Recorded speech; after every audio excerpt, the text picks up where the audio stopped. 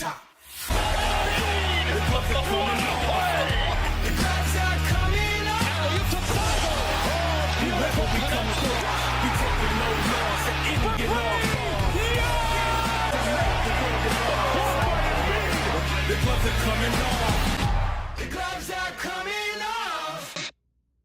what's up everybody? So welcome on into the stream. Welcome to Philly Fan 21 channel.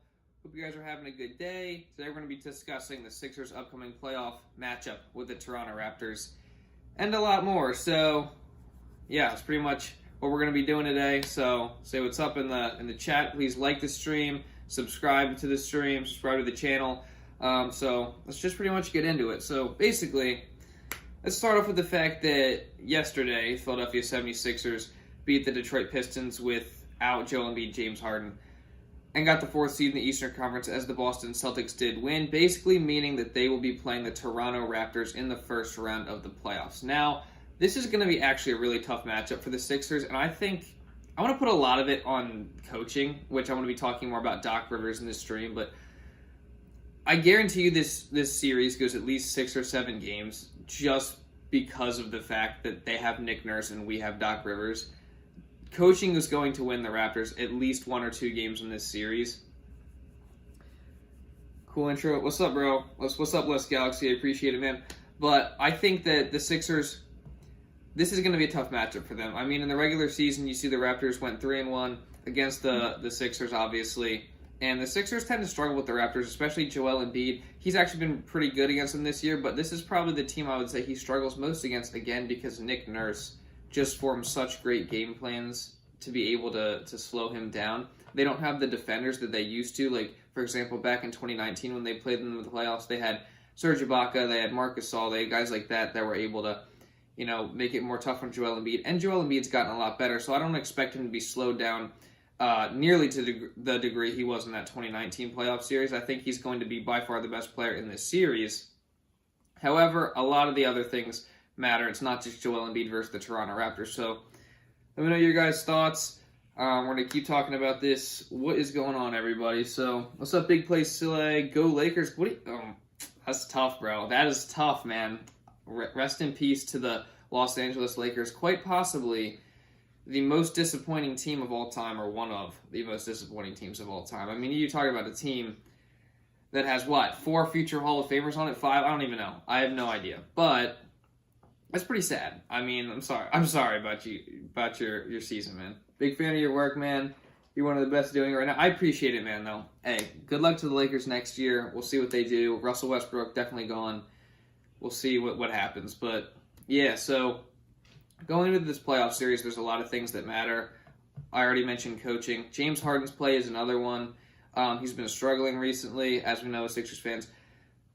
James Harden just needs to be a guy that gets his teammates involved, which he's actually been doing, and I think he's been kind of trying to take a back seat and make sure that he gets the playmaking aspect down and trying to just be more of a point guard. But he can't shoot 3 for 12. He's got to shoot the ball better. He's got to be the second best player in this series, no doubt. He's got to be the second best scorer in this series. Has James Harden lost a step? It looks like it. So this is going to be tough because the Toronto Raptors, like I said, their coaching is really good. Their defense is really good. And they're going to construct a game plan that helps to slow down James Harden, especially if he is slowing down with that hamstring or in his getting older in age.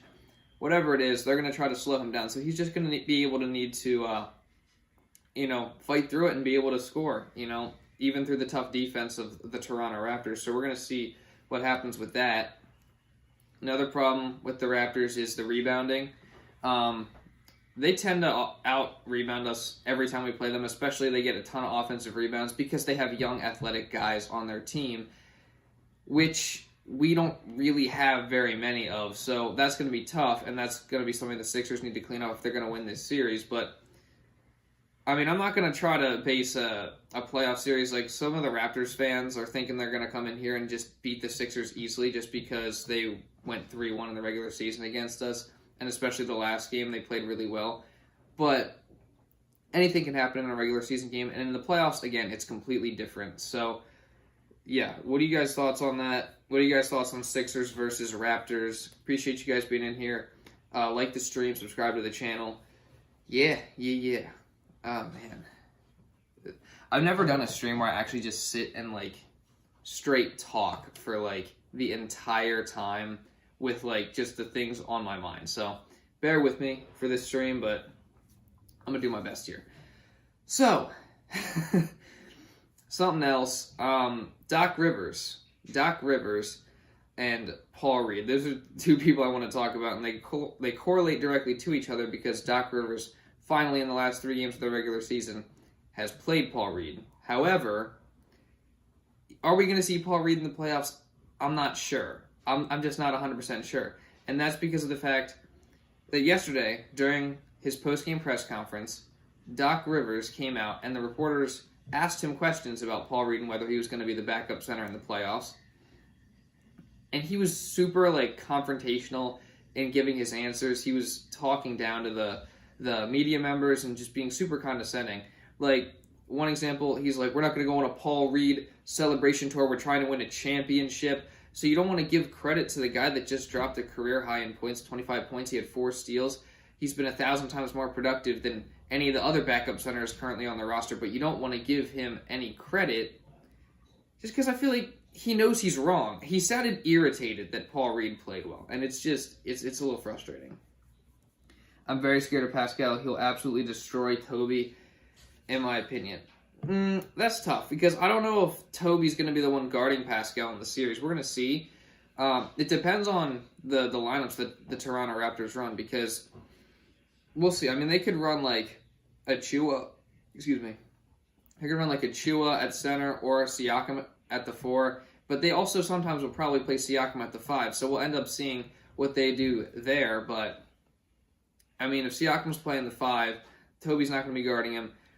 Even if he's playing the 4, he might not be guarding him just because their center, which would be probably Precious Achua, and they got like Chris Boucher, those guys aren't like the biggest, strongest guys. I feel like you could get away with guarding Siakam with Joel if you wanted to, and then trying to guard one of the other centers with Tobias, and then if that becomes a problem, then I guess you could switch back and just have Joel Embiid help off. But Siakam is a very good player, and I think it's kind of funny just because I feel like we forgot how good he was, especially last season, just because the Raptors had a down year, but he's been really good. He might have had one of the better games in his career. He had a 37-point 12-12 game or whatever he had, like, versus Sixers in their last game. Like, he was ridiculous. He was making everything. But when you go back and you look at the last game that they played, you know, some of the stuff that happened in that game is just not sustainable. For example, on the Sixers side, Danny Green hitting, 5 threes, that's not sustainable. But then on the other side, you have Siakam, like I said, 37-point triple-double. That was the third triple-double of his entire career, so he was completely carrying. You have Gary Trent hitting like one-legged fadeaway shots from the key and from the elbow. Then he scored 30 points in the game, and then you had Precious Achua taking pull-up threes, and I think he made 5 threes in the game. Like, some of this stuff you're just not going to see in the playoffs, so you know, we're going to see. It's a 7-game series. I think the Sixers will probably win the series in 6 or 7 games, but the Raptors are a good team, and I'm really excited about seeing this playoff matchup because it's a good test for us first round. It's not like one of the best teams in the conference, but at the same time, they're a hot team. They're a really good team, and it's going to be a good test for us because they're super well coached. And in order for us to get where we're trying to go, which is winning the championship, we're going to need to go through teams like this, and this would be a good start for us if we were able to win this series. So that would be nice. And I'm really excited. I'm looking forward to it. What else can I say about this? I mean, Fred VanVleet and OG Anunoby did not play in the last game, so we're going to see. I'm sure they'll play in the first couple games of the series. But, you know, they're just going to add something obviously to the table for Toronto. Fred VanVleet, incredible point guard, can score, can pass, really good, can score from all 3 levels. And OG Anunoby, good 3-and-D player. And actually, he's just turned into a pretty solid player all around. So we're going to see. But, again, the Sixers should win this series based on their talent level. They have Joel Embiid, who is a top 3 player in the NBA, who also led the NBA in scoring this season, and in my opinion should win MVP. He's going to be the best player on the court. That alone just shows you how much more talent they have than the Raptors. And then when you put on James Harden, Tyrese Maxey, Tobias Harris, the Sixers have more talent than the Raptors. Now, the Raptors are a deeper team. They're a better coach team. But we're going to see what happens going into the playoffs because star power should win you games. And obviously last year that didn't happen. But Ben Simmons completely disappeared. So, as long as someone like James Harden doesn't completely disappear, we should be able to win this series. It'll be a tough series, but we should be able to win.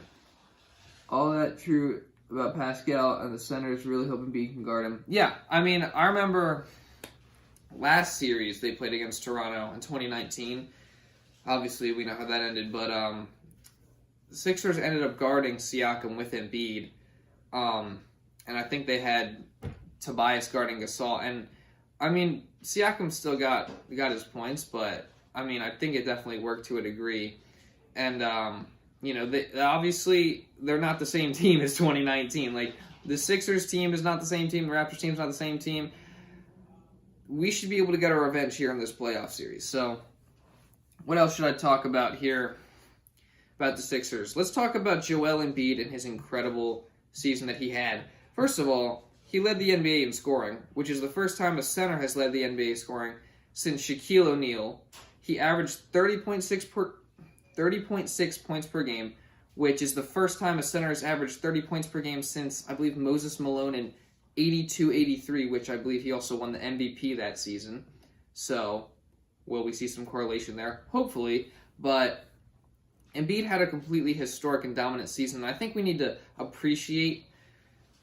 Ugh, I have an itch. I think we need to appreciate the season that Joel Embiid had, just because I feel like this season went by so fast, and I wasn't really, it's kind of hard to sometimes, fathom what you're watching when you see Joel Embiid, because at this point as Sixers fans, I feel like we're spoiled in watching Joel Embiid play, just because I feel like we expect him to get 30 points a night, and we're like, he gets 30, and that's just like, oh, all right, awesome, you got 30, sweet. But we expect that from him.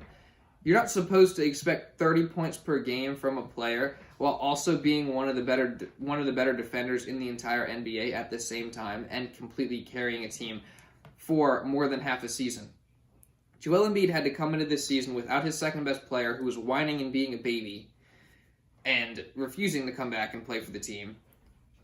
And Embiid leads them to the first seed in the Eastern Conference through the first 10 games before he gets COVID. They fall. Embiid comes back. They start getting hot again. They regain their momentum, and he's completely carrying them. And before the All-Star break, he has them 2.5 games out of first place in the Eastern Conference. That's ridiculous, especially for the talent level that the Sixers had, because they really had Tyrese Maxey and Tobias Harris, who was underperforming throughout that part of the season. And, they had some good depth. They had Seth Curry. They obviously have, Danny Green, Niang, Matisse Thybulle. But let's be fair, Joel Embiid was carrying that entire team to the point where they are in a very good Eastern Conference, by the way. 4 teams in this Eastern Conference finished with over 50 wins. And Joel Embiid ends up leading the NBA in scoring as a center, who, by the way, it's hard to lead the NBA in scoring when you're a center because you have to have someone get the ball to you. And he's literally getting doubled and tripled every time he touches the ball, and he still ends up scoring, or his passing has improved. He averaged a career high in assists this season, and he's pretty much completely unstoppable. And we have a special guest back here for 5 seconds. Yeah. What's going on? I want to say what's up, guys. Yep. You're weird, bro. Alright, yeah, now he's gone. What was I saying? Joel Embiid, historic season. Let's talk about scoring title. 30.6 points per game, like I said, first time since 82-83. Centers scored over 30 points per game, and first time since Shaquille O'Neal that a center has led the NBA in scoring, which I also just said was very difficult to do. But another thing that he did, he ends up with the most 40 and 10 games in NBA history this season, I believe, with 13. More than Moses Malone, Russell Westbrook, all these other players, and he ends up number 1 in NBA history in that category of 40 and 10 games. By the way, Malone, Westbrook, won MVP those seasons that they both had 12. Embiid ends up with 13. What's going on? What else? The last game he played, he had his third 40-20 game in his entire career. Can you see him? What's up, buddy? How you doing? His third 40-20 game in his entire career, where also he shot 80% from the field. He's the only player in NBA history to have 40-20 while shooting 80% from the field. That's also incredible. What else can I talk about? I mean, yeah, honestly, at this point, I don't see how you could say that. I get that, like, Giannis and Nikola Jokic had incredible seasons. What's up? What are you doing? Giannis and Nikola Jokic had incredible seasons, but Joel Embiid was just on a different level, man. He had to, like, the fact that he had to completely carry this team for more than half the season. Then he gets James Harden in here, and he's still dominating the way he was before that. He's putting up historic numbers on a franchise level, on an NBA level in general.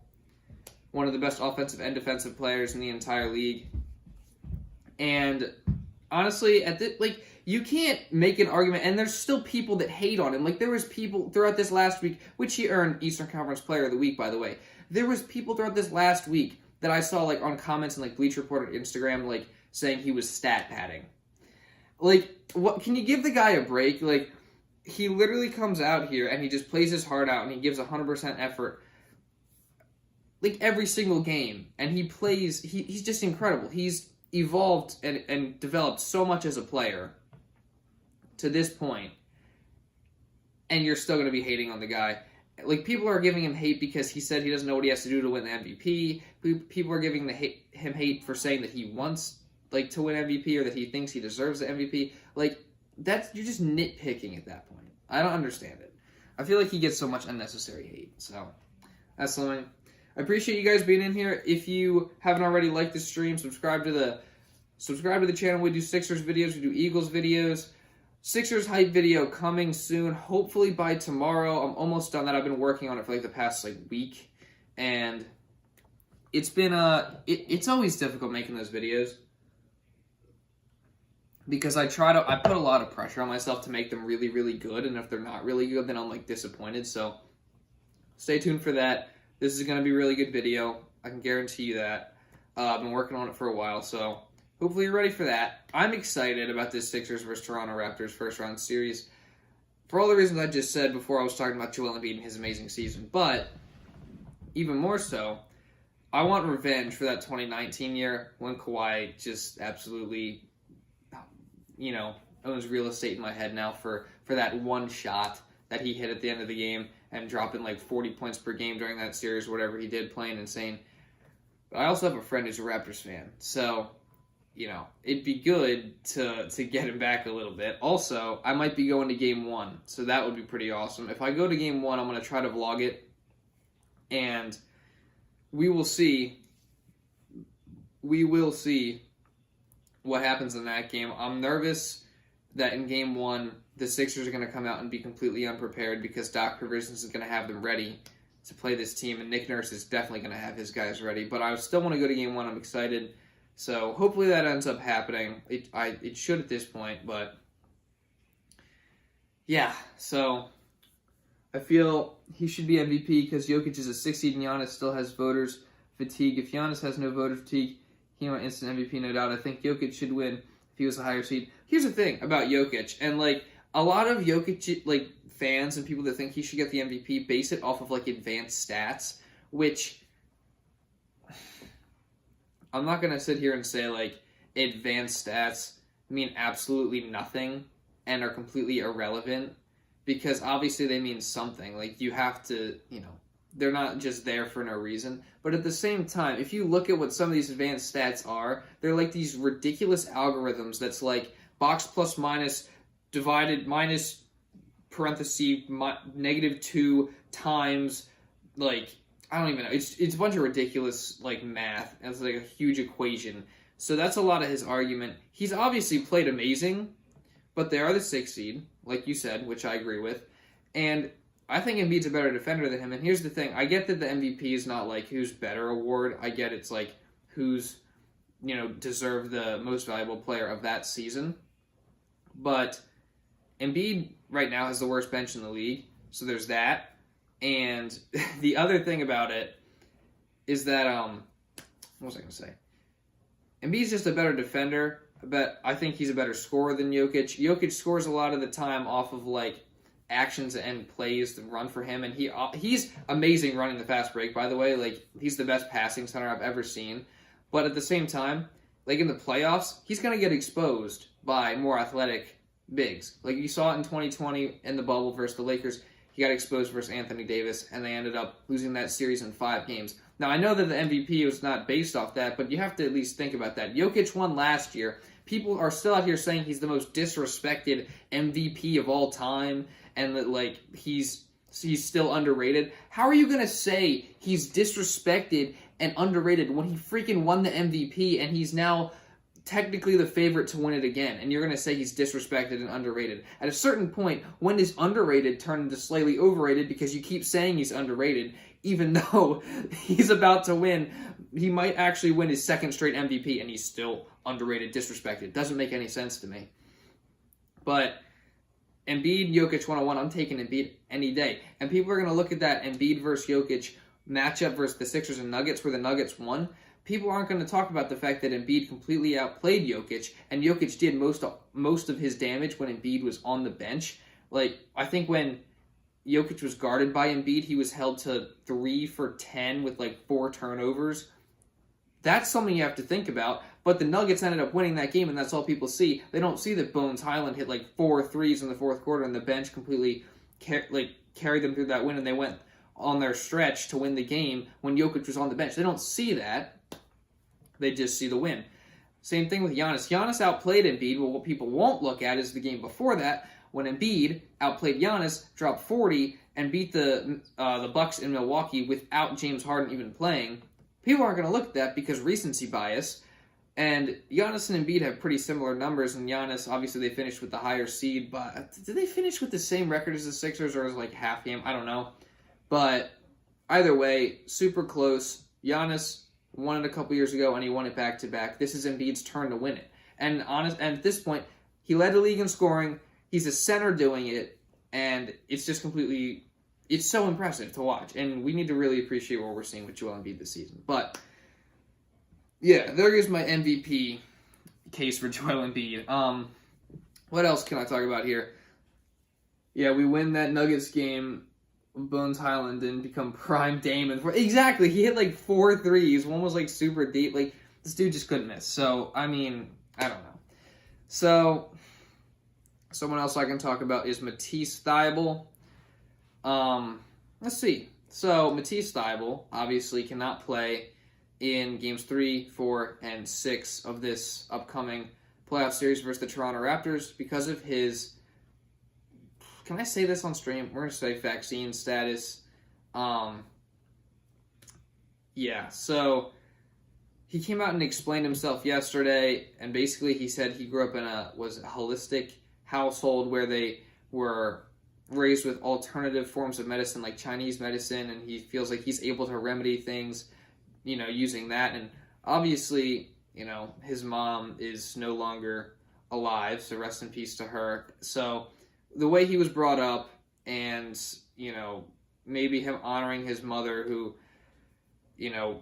probably really truly believed in that, as he said, I get it. I'm not going to take, any side. I'm not going to give my stance on, whether you should get the vaccine or not, but no matter where you stand on that, you at least have to look at his reasoning and that's the way he was raised, then whatever, man. That's, decent reasoning. It's his choice, whatever. The thing that sucks about it is now he can't play in 3 of the 7 games if we need 7 games. So that's tough because we lose our best perimeter defender. So guys like Fred VanVleet are going to benefit off that. Gary Trent, anyone that Matisse Thybulle would be guarding, which most of the time would probably be VanVleet, that's going to stink when we go on the road in Toronto. But at least in the home games, we will have him, which is good. That's good. So hopefully we get through this. We get through this first round matchup with the Toronto Raptors. Even with Matisse Thybulle not being able to play in 3 of the games. But yeah, appreciate you guys being in here. Like the stream, subscribe to the channel if you have not already. Man, I need to get like an actual streaming, like some streaming software so that I can actually like do this the right way. And also I want to be able to have a better microphone. That's another thing. I just need to start investing in more equipment, because I don't know if you guys know this. I've been doing this whole thing with my phone for like a couple of years. So we are, you know, we're pretty much doing it with the bare minimum. So I could maybe invest in some stuff and get this better, because I want to start streaming more. I do enjoy this. I just, at this point, what else can we talk about with the Sixers versus Raptors series? So I already mentioned, you know, I think that this is my prediction. I think the Sixers are going to win in 6 games versus the Toronto Raptors. Like I said, I think star power, it comes down to star power. We have Joel Embiid, we have James Harden. Tyrese Maxey is absolutely incredible. I guess I can talk about Maxey for a little bit. Let's talk about Maxey. So, last season, Tyrese Maxey is a rookie. Doc Rivers barely wants to give him any playing time because he hates young players. And Tyrese Maxey averages like 8 points per game. And, you know, his numbers don't look great. He's shooting 30% from 3. So, Doc Rivers didn't really give him much playing time, much of a chance last season, even though we saw glimpses of, for example, in that first start that he had versus the Denver Nuggets, when the whole team was out with COVID, Tyrese Maxey came out and he dropped 39 points. This dude dropped 39 points in his first NBA start. So, obviously, he flashed his potential right there. And throughout the season, even though he was shooting at 30%, I could tell he was going to be able to shoot the ball moving forward in his career. So then this season rolls around. Obviously, the whole Ben Simmons situation is going on. And, you know, we know how that goes. So Tyrese Maxey gets put into the starting point guard spot. And he's forced to, you know, take on a much bigger role. He increases his scoring average from 8 points per game to like 17 point something. His assists go up, his rebounds go up, his 3-point percentage goes up, his field goal percentage goes up. He got so much better in one season. He improved more in one season than Ben Simmons ever did in his entire career in Philadelphia. That's how good Tyrese Maxey has been this season. And I honestly think, you know, he could end up winning us a playoff game, playoff series. Like, if he gets hot, for example, the way he got hot, hitting 8 threes in that one game against the Pacers, or the games when Joel Embiid and James Harden weren't playing, for example, versus the Grizzlies, versus the Heat, leading the team to victories.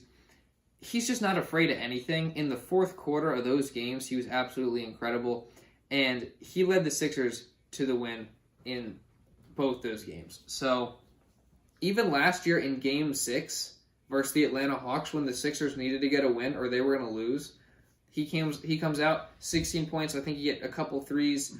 Even though that season he was shooting 30% from 3, he was not afraid of the moment at all. And I completely expect that. I think he's going to become, honestly, an even better player in the playoffs, just because he's not afraid of anything. He's just not.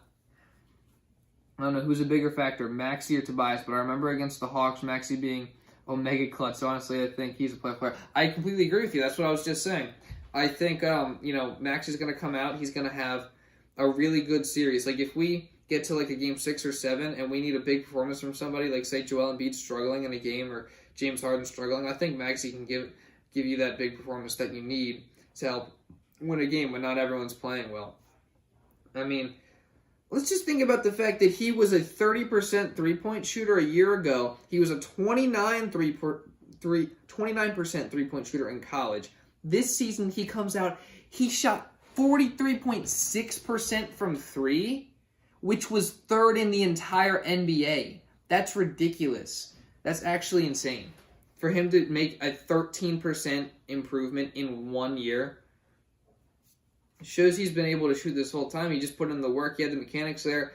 Put in the work, and, you know, he got better. He practiced hard in the offseason, and this is where we are now. So, man, tell you what, Tyrese Maxey could be the X factor for the Sixers in the playoffs. I think, you know, for the Sixers, they're a really interesting team when you go forward into the playoffs, because they have so much talent, but they also have so many issues.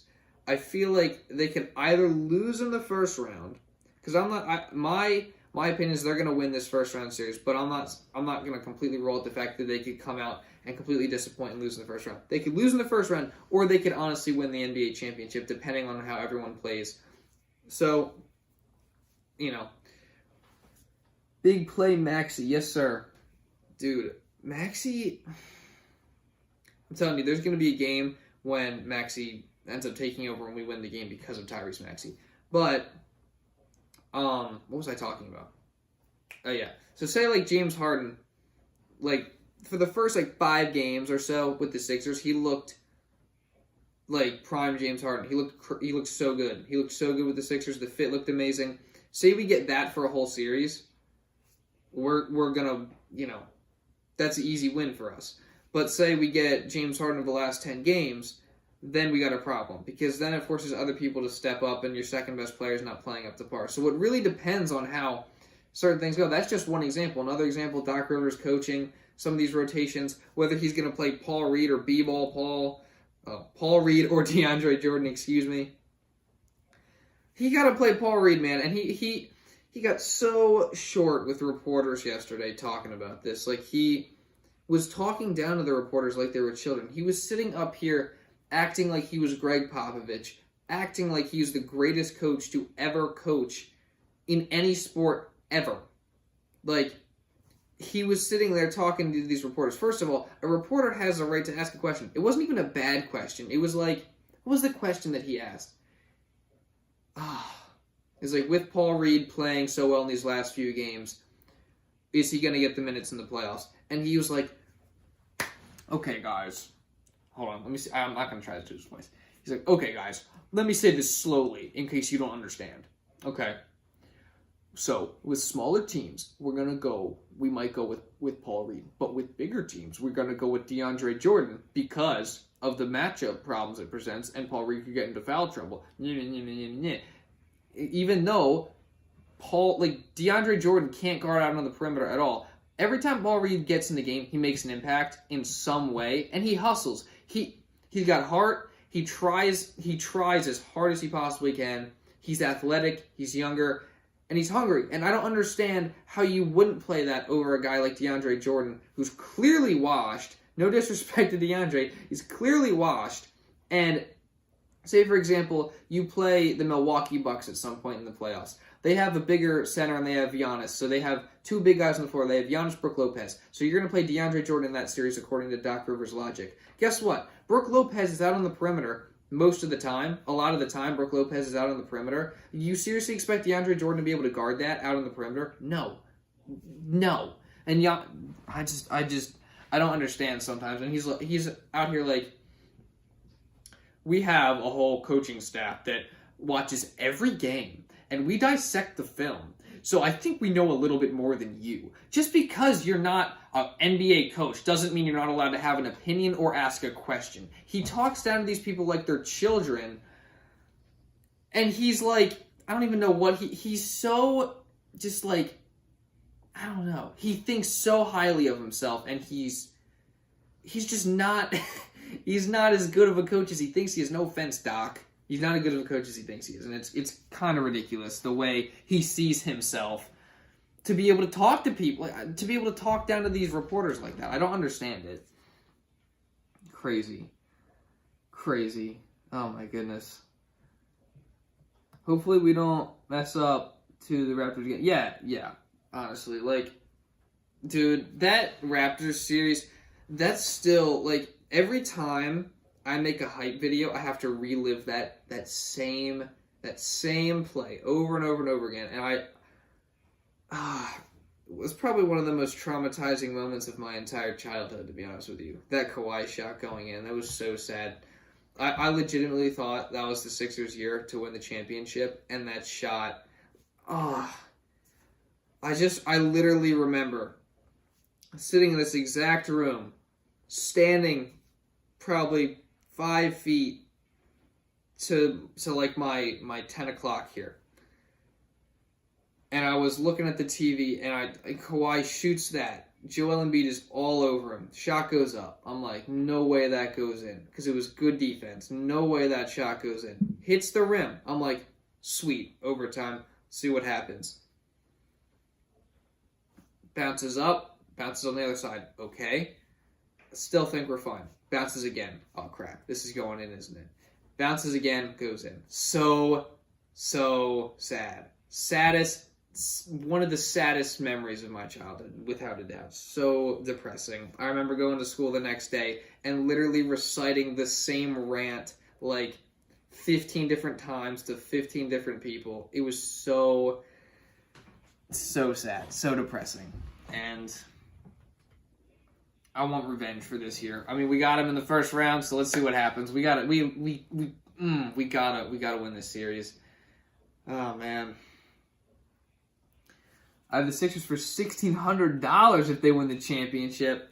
Sweet. That's nice. Hey, it could happen, man. It honestly could. Well, so if we would win this series versus the Toronto Raptors, we would get the Miami Heat. And I honestly think that the Heat are a very good team, and they're obviously another team that's, they're kind of like the Raptors in the sense that, I mean, they're a little bit older and more experienced than the Raptors are, but they have a really good coach. They have really good defense and good game planning.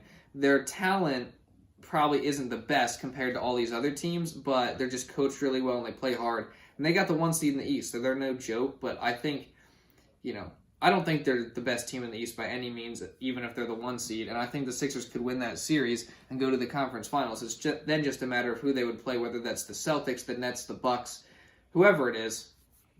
That'd be tough. But let's focus on this first round series first. Paul Reed, very underrated. I completely agree with you, and I don't understand.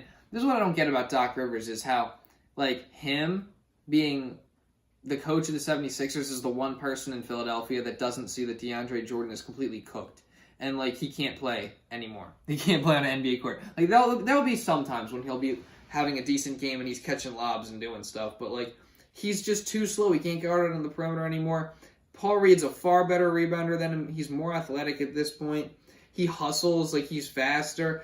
Paul Reed, every time he comes into the game and makes an impact. He does something positive, and he tends to get in foul trouble, but that's because he's a young player and he's trying his hardest on defense. I'm okay with that as long as, he's giving us decent production, which DeAndre Jordan doesn't tend to do. So, by the way, I think DJ should get in this if Harden's on the floor because of lobs, but even then, I might still take B-Will Paul, but if Harden ain't there, I would rather have B-Will Paul. I just don't like DeAndre Jordan's effort and his ability to guard on the perimeter.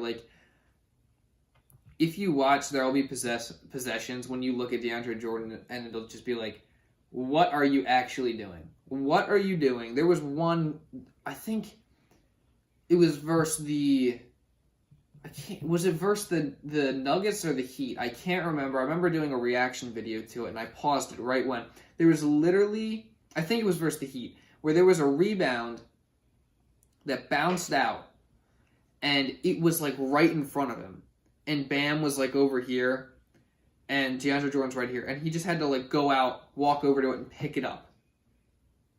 He just stood there. What? I don't. I just don't understand what DeAndre Jordan does anymore. Besides, he can catch lobs. I'll give him that. He can catch lobs, but I would just prefer B-Will Paul, hungrier, more athletic, and hustles every play. So, is this the dagger? Dude, it's burned into my brain. It's so sad. It is so sad. I don't know how many times I can say this is so sad, but it was. Oh, man. How many games is the Nets versus Celtics series going to if/when the Nets beat the Cavs? Good question. Man. That is actually a tough question because this is the thing is the Celtics are so weird. The Celtics are weird. This is why the Celtics are weird because they started off 22-23 and then they just caught fire. They went crazy throughout the rest of the season, the next half of the season. And playing them 3 times before their turnaround was completely different to the one game where they blew us out by 50 points. So those are the main games that I watched. The Celtics, I didn't watch very many of the Celtics games this year, but, their ball movement was so much better. They were knocking down 3-pointers. They just played completely different. And, the ball screens were hurting the Sixers during that game. And, their defense, I know for a fact that their defense was one of the best in the league over the stretch when they finally figured out, their identity and what they were going to do. Their defense ended up being really, really good. But I think a big part of that was the Time Lord Robert Williams, who got injured. I think, let me check on Robert Williams' injury status, because I don't know. I don't want to say something without knowing, like, what his actual injury is. I don't know. Is he... Let me look. Robert Williams' injury. Because, the Nets are a weird team, too, because you don't know, if Ben Simmons isn't going to play, by the way. Like, I was going to say you don't know if Ben Simmons is going to play, but I'm just going to say he's not going to do that. Robert Williams feeling way better. Knee injury. He had a meniscus tear. He was out 4 to 6 weeks. This report came out on... Let's see here. When was this report? I'm not sure. March 28th. Okay, so yeah, he's probably gonna miss this first round, isn't he? So I feel like that swings things towards the Nets' favor, but at the same time, they don't got Ben Simmons, and they're a weird team. I mean, they got Kevin Durant, so they got Kevin Durant, and Kyrie Irving, so they'll be in it. I think it goes 6 or 7. Honestly, I could see it going 7 games. I would say I give the edge to the Celtics just because of the fact that they're the higher seed 1. They have home court advantage 2, and they've been on fire over the past, 3 months. So I would give the edge to the Celtics, but I would say it goes 7 games. I think it's going to be a really good series. And I would not be surprised at all if the Nets won. The one thing that would surprise me is if the series went 5 games. That's what would surprise me. I think it's going 6 or 7 minimum. But we'll see. So, again, appreciate everyone who's in the stream right now. I know there's other people streaming right now, and I didn't really promote this very much, so appreciate it. Like the stream if you are enjoying it. Sorry that the audio quality is so poop. So it's terrible, I know, but I'm trying to. I gotta get a mic to be able to hook this up. I don't know. I want to get an actual streaming service too, because I feel like I can make this so much better. But I appreciate everyone who's in here right now. So like the stream, subscribe to the channel. If you like sports content, Sixers content, Eagles content. I want to apologize for the lack of uploads over the past week and the lack of content over the last week, just because of the fact that I've been working on this hype video, which takes a long time. I've been working on it every single day for the past week. And I've had other things going on as well, so I appreciate everyone who's in here right now. And I'm sorry for the lack of uploads over the past week. Let me know what you guys would want to see on the channel more, because I'm trying to do, as much as I can. I want to make this thing legit, so, let me know. But you guys want to give me your predictions for the Sixers-Raptors series in the chat? Who's winning? How many games? Why? What's going on? I want to see all your guys' opinions, because I just want to know, guys. Just let me know. Oh boy. Dude, I'm so tired. Alright, what else can I talk about here? Oh yeah, so Doc Rivers. More talking about Doc Rivers. He's on the hot seat right now, reportedly, and, with Frank Vogel being, I believe he was let go by the Lakers, he could be a candidate for that head coaching position. There's been reports coming out about that. So that's interesting. Is Doc Rivers already halfway out the door or something? And that's why he... I just don't know. I really don't know. Doc Rivers is... I've just noticed a trend. It seems like over the past week and a half or so, he's just seemed a little bit more disconnected from the team. And especially yesterday during his press conference, it seemed like he was upset that Paul Reed played well. And I don't understand that. Is it just because you want to play DeAndre Jordan so bad, or is it because you're ticked off with the media for asking you a question that they have every right to ask you? I don't understand.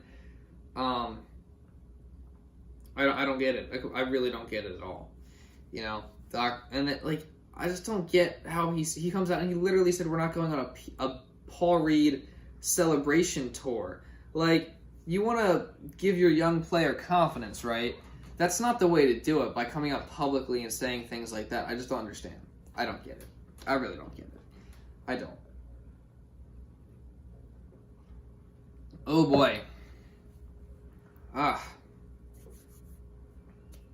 don't know, man. Doc Rivers, I remember when he got hired, I was so excited, and it's just slowly gotten worse and worse and worse. And, yeah, I don't know.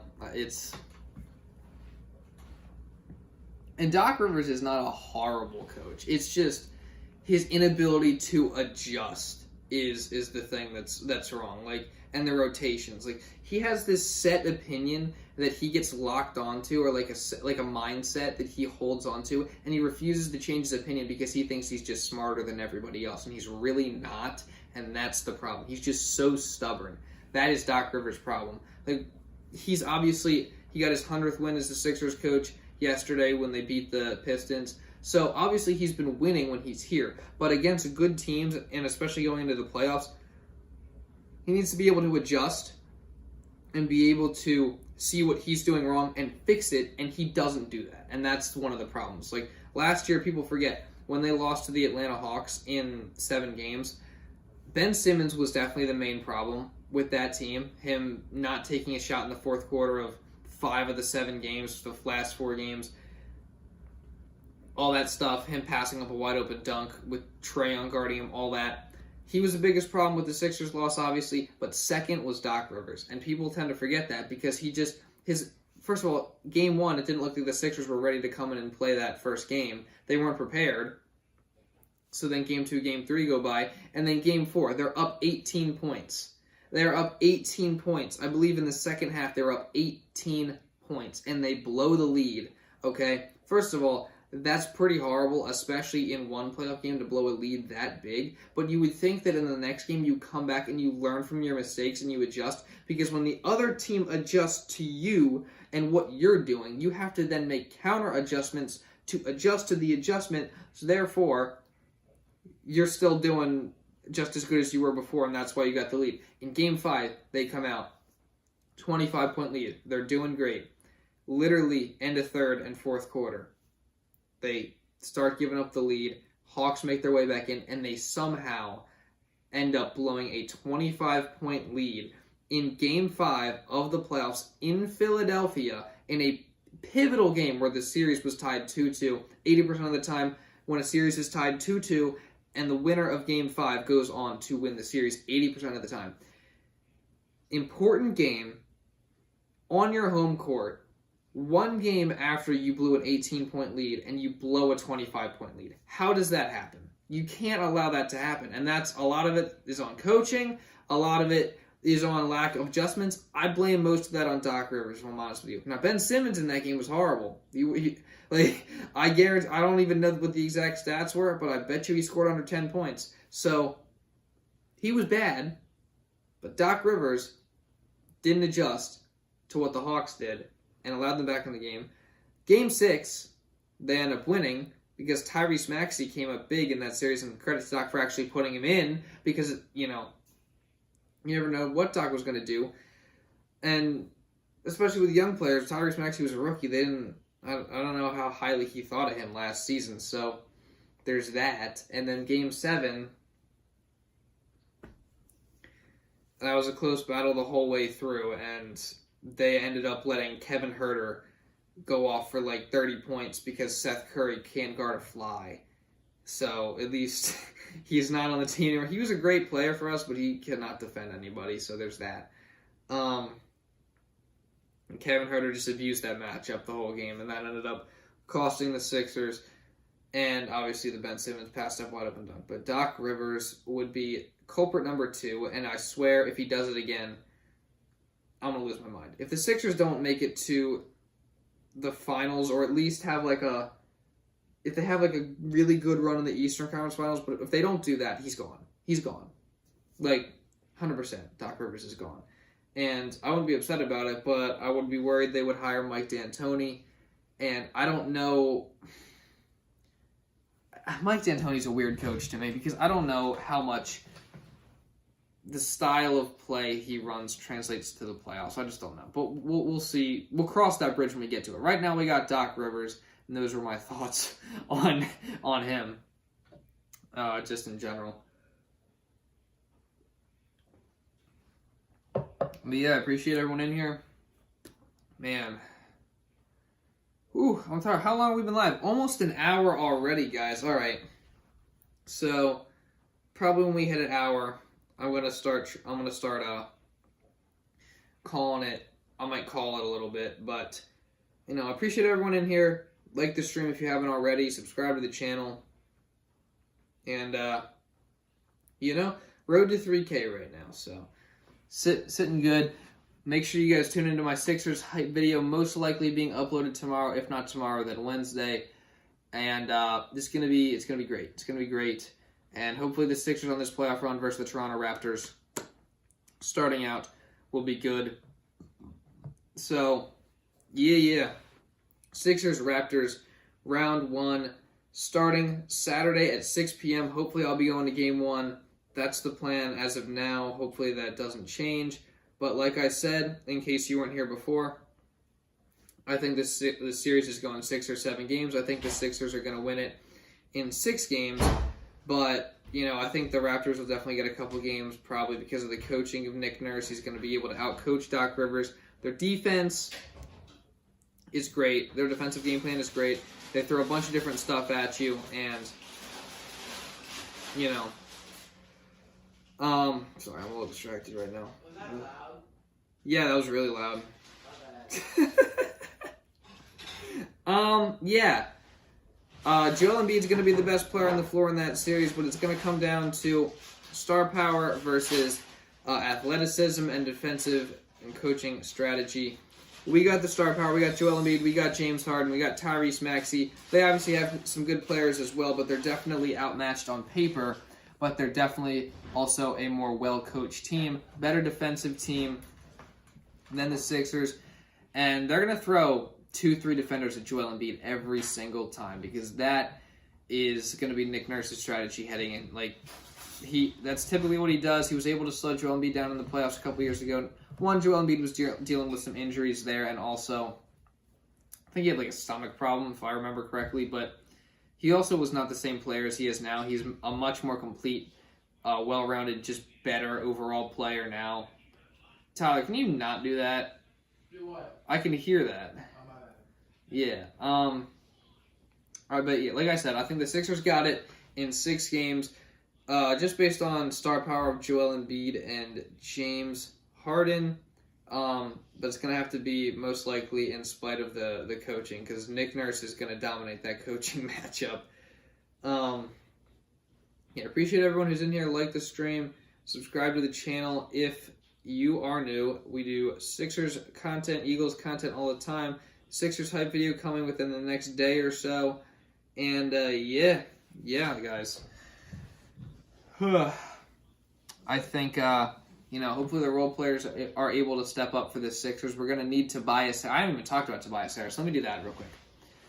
Tobias Harris has been interesting because it seemed like he was finding a rhythm with the James Harden version of the Sixers recently, but he also has games where he just completely is non-existent. Like the last time they played the Raptors, he had 8 points. So Tobias Harris is going to have to step up as well. He's going to need to be knocking down shots from all 3 levels. His catch and shoot game is honestly super important, because if you remember, I think it was game 4 of the 2019 series, he was at that point the 4th best player on the team, just like he is now. And he got 12, I think he got 12 threes, but he only made 3 of them or something. So that was a big problem in that game, and that we ended up losing that game. And he's getting a lot more catch and shoot opportunities with James Harden, obviously being able to find people on the perimeter. But he's been knocking them down recently. The problem is there comes times when he's in the game where he just doesn't get the ball and he doesn't get opportunities to score. So if he's shooting bad, I get why you don't go to him, but I feel like he also needs to just be a little bit more involved in the offense. But if he's hitting that catch and shoot 3, it's dangerous, because that's the shot that he's going to have a lot of the time, and if he's making it, it's only good for the Sixers. So We're going to see what happens with Tobias Harris. Like I said, I think Tyrese Maxey could win us a couple playoff games, maybe even a playoff series if he gets completely hot. They just have to be able to go to him. For example, last time they played the Raptors, Tyrese Maxey scored 7 straight points. He went on a 7-0 run by himself to help the Sixers close the gap. And they just went away from him, like, after he did that. Like, he literally went on a 7-0 run to get the Sixers back within 3 points of the Toronto Raptors when they were down 10 in the fourth quarter, and then they just went away from him. They went to James Harden ISOs, and it was not working. I don't understand why Doc Rivers goes away from things that are working. That's one of the problems I have with Doc Rivers. Like, especially this season, even more so this season than last season, because, like, the Joel Embiid, James Harden pick and roll, for example, is a pretty unstoppable offense that you have running, that you have at your disposal at all times, and it's really hard for teams to stop that. And obviously the Raptors are a really good defensive team. They're going to be able to come up with different ways to try to counter it. But you would think that they'd be able to pretty much get a good look out of that set 80% of the time, 75% of the time, 70% of the time, like whatever you want to say. More than half the time they're going to get a good look out of that. But Doc Rivers just goes away from it, and I don't understand why, because it works so well with James Harden's passing ability, Joel Embiid's finishing ability, rolling ability. I don't get it. And, you know, that's just one example. Like I said, Tyrese Maxey, 7-0 run, they went away from him completely. I think Tyrese Maxey in the fourth quarter, again, I always say, he's not afraid of the moment at all. He's not afraid of anything. And why would you not have him with the ball in the fourth quarter if he's producing? I don't understand it, especially when he goes in a 7-0 run by himself. I just don't understand the thought process behind going away from things that work, as well as the lack of adjustments that Doc Rivers has a problem with. So, yeah, let me know you guys' thoughts and opinions on the first round playoff matchup between the Sixers and the Raptors. One last time, we're almost about at an hour, so that's probably going to be where I end the stream at. So,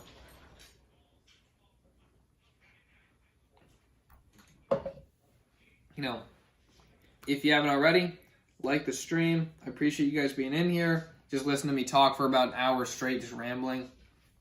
And subscribe to the channel for more Sixers content. Sixers type video coming tomorrow or Wednesday, and Eagles content as well. Hopefully the Eagles sign Honey Badger, Tyrann Mathieu, because that would be amazing. But yeah, appreciate everybody in here. I'm literally going to let us hit an hour here, and that is going to be the stream most likely. So I appreciate you guys all being in here again. Like, subscribe, all that good stuff. What do you guys think of the Sixers-Raptors playoff series coming up? How far do you think the Sixers can go in the playoffs? Do you think they can win the championship? Where do you think they're going to end up? So, yeah, with that being said, that's pretty much all I got for this stream. Appreciate you guys listening to me talk about the Sixers. And, yeah, that's pretty much all I got for this stream. So, thank you all so much for watching. I'm going to end the stream now. I'm going to see you guys in the next video, most likely tomorrow. And we're going to be doing a lot more content all through this week. I'll probably do another live stream. I'll do a preview video. I'm going to do an Eagles video. I'm going to do a video talking about Joel Embiid's season. I got tons of stuff coming up. So, stay tuned for that. Subscribe for all that. And, yeah, that's pretty much all I got for this stream. So, thank you all so much for watching, guys. I appreciate it, and I will see you in the next video or in the next stream, depending. Yep, bye. See you guys. I appreciate it. I mean, now I have to walk over here to end.